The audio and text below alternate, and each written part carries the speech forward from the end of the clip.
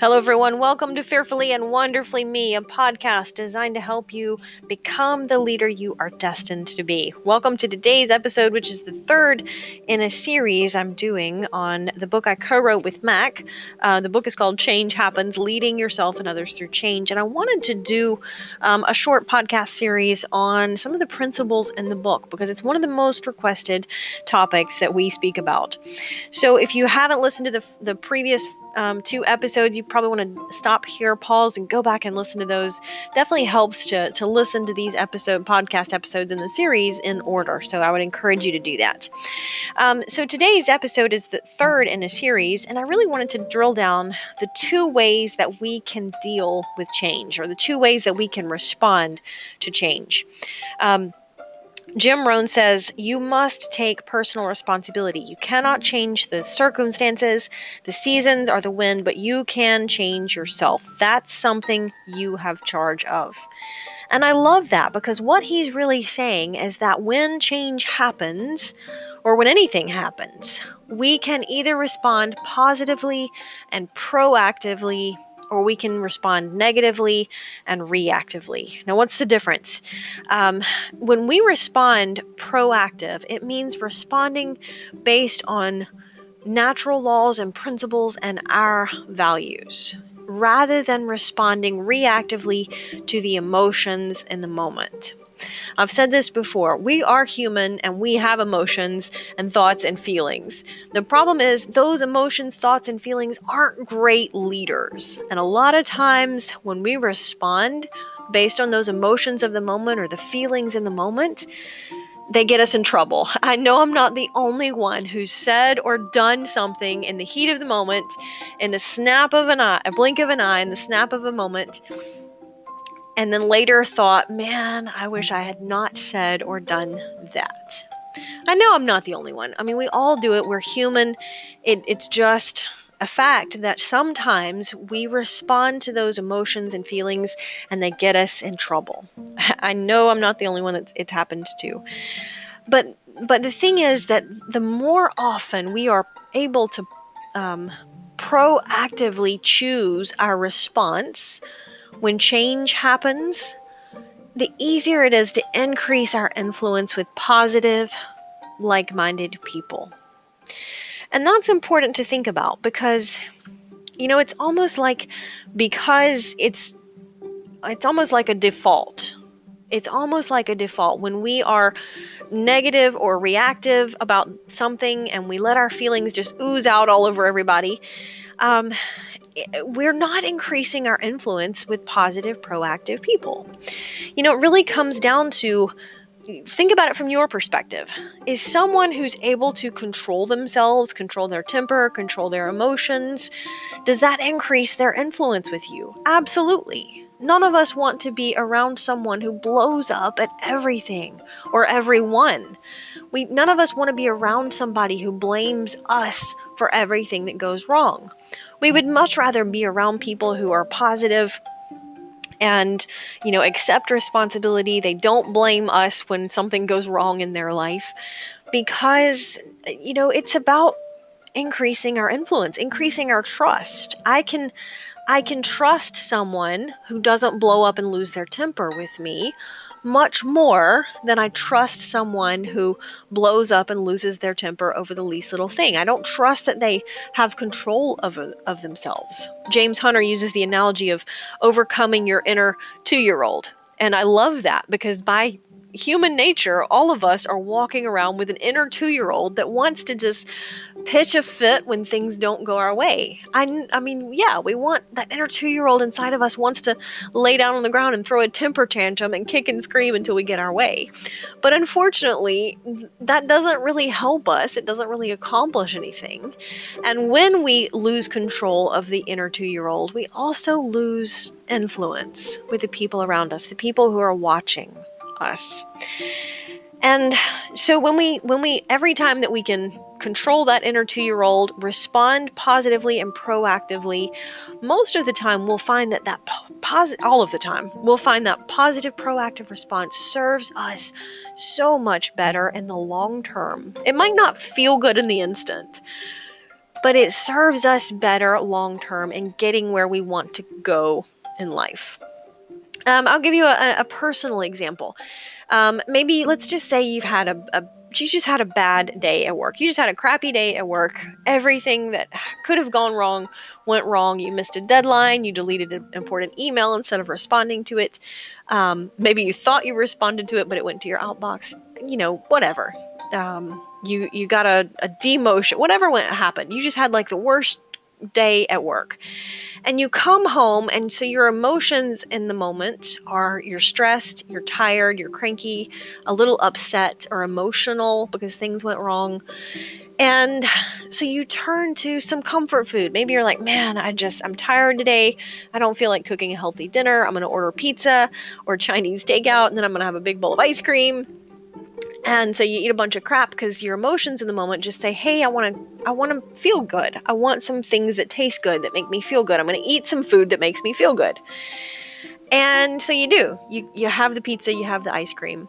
And the next day you wake up and you're like, oh, it's almost like a carb overload. You're bloated, you've had too much sodium, you shouldn't have had too much sugar, you've got a headache. And so you responded based on your emotions of feeling crappy, having a bad day at work. But it didn't serve you well the next day. It didn't serve you well next week when you wanted to, go back to the gym and eat healthier. And you're like, man, I've got to overcome a couple extra pounds because I've been eating really bad lately. And that's just one example of how we can respond negatively based on our emotions, reactively. And it doesn't really help us long term. It just feels good in the moment. But when we're able to delay that gratification, when we're able to say, know what, instead of responding and eating based on how I'm feeling in the emotions of the moment, I can positively, proactively choose to instead eat food that will nourish me, that I will be glad that I ate later, and I won't have any regrets. That's going to serve me long term much better. I'm not going to regret that decision later. Another example that I can think of is something goes wrong. Let's say your car breaks down when you're driving with your spouse, and you're driving somewhere and your car breaks down, and suddenly you're on the side of the road, and you're going to be late for whatever it was you were driving to. And now you've also got to worry about, how much is it going to cost to get the tow truck out here, and we're going to be late. And so, in those emotions of the moment, there's concern, there's a little bit of anxiety, there's a little bit of financial burden, and there's a little bit of concern over missing something you were looking forward to. And so in those emotions of the moment, you turn and you snap and you just lose your temper with your spouse. And it happens. I know I've certainly done it myself. But you do you make a little withdrawal in the relationship when you snap at your spouse for something that wasn't their fault. It's not his or her fault that the car broke down.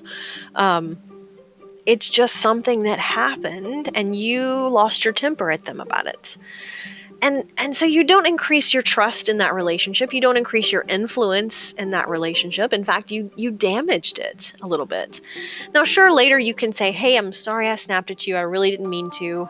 And that's a little bit of a Band-Aid over the problem, right? But the thing about relationships is they're kind of like an egg. When you drop an egg and it splatters all over the floor, right? You can pick it up and try to tape it together, but all the tape in the world doesn't put Humpty Dumpty together again the same way. And relationships are the same way. If you, drop them or you snap at somebody and you make a little withdrawal of trust in the relationship, you can apologize later, but it doesn't mean that you don't have consequences for what you said or did. And so, when we lose our temper, or when we lose control of ourselves and we respond based on those feelings, they don't serve us well in relationships. They don't serve us well in relationships with ourselves. They don't help our long-term goals. And so we have to take responsibility for saying, I'm going to control my inner 2-year-old. And when change happens is one of the best opportunities to do that. It's one of the best times that we can say, I'm going to choose to be proactive. The proactive person is choosing to rise above the situation. And I know we don't feel like it a lot of the time. We don't feel like it. We always feel like being reactive. We're human and those feelings are just there. That's natural. But a positive, proactive response will always serve us better in the long run. Now, it's easier said than done, I know, but we have two choices when it comes to dealing with change. So I wanted to give you my top 3 reasons why we should always seek to be positive and proactive when responding to change. Number 1, being proactive will help you manage your emotions better. Your happiness in the moment is not determined on your circumstances. Now, that doesn't mean you're not trying to improve them, but it does mean that you can decide to be grateful for what you've got. You can decide to look for the positives. And when you do that, you're not focusing on those negative emotions, and you're not magnifying them or multiplying them. Oprah Winfrey said, "What we focus on expands." And it's so true. If you choose to be positive and proactive, it's going to help you manage those negative emotions because you're not focusing on them. You're not feeding them, and so they can't grow. Number 2, being proactive will allow you to stand out as someone who has leadership potential or someone who is a leader. Because think about it. Let's say you're working in an organization and your company gets bought by a bigger organization. For whatever reason, that's some pretty major change going on. And if you walk around and you whine and moan and complain about the new boss and the new manager and the new policies, and you're having to deal with all these changes, you are going to stand out, but for the wrong reasons. You're going to stand out as someone who whines and complains. And I guarantee you, your new boss or your new manager is looking at that and saying, this is not one of the future leaders in the new organization. This is someone who's just dragging their feet and kicking and screaming and complaining. So you stand out, but you stand out for the wrong reasons. But when you choose to be positive when changes happen, the people around you realize that you have good character and values, and you're taking responsibility for growth, and you will shine because when change happens, not everybody shines. You want to be one of those people who stand out in a good way. Shiny objects get noticed, and so do shiny people. And so you want to embrace change positively and proactively because you want to stand out as a leader. John Maxwell says, no great leader in history ever fought to prevent change. Right? You want to stand out as someone who's embracing the positives in change. And last but not least, number 3, being proactive will help equip you to meet the challenges of change and turn them into opportunities. Change is not something to be afraid of, but something that we can choose to be hopeful about because we are looking at change and saying there is potential in this situation for things to be better. I mentioned this earlier. Not all change is positive. That's absolutely true. But if nothing ever changes, nothing gets better, right? And so being positive and proactive will help you look for those opportunities. If we're spending all of our time and energy complaining about the downsides, we will miss any of the upsides and the opportunities that are there, and they are always available to us. I know it's not easy to do. A lot of this stuff that I talk about, these principles, they're easy to say, and they're much more difficult to do, and I realize that. But the exciting thing for me is that I've seen these principles work time and time again in my life, in my career, my personal life, and I know they will work for you too. So I just want to encourage you. If you're dealing with a change, sit down and look at how can you be more positive? How can you be more proactive in this situation? How can you look for the good? Because every time we do, it allows us to increase our opportunities and our influence. Until next time.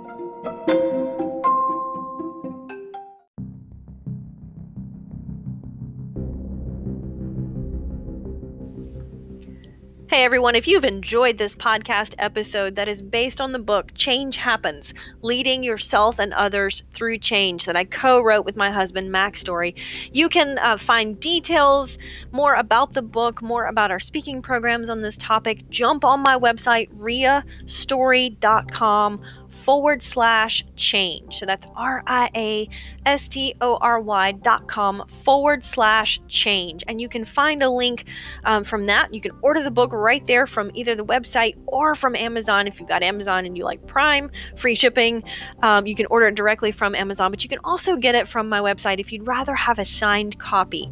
And if you're an audiobook listener, you can listen to an audio sample of Change Happens right there from that website page. So again, riastory.com/change.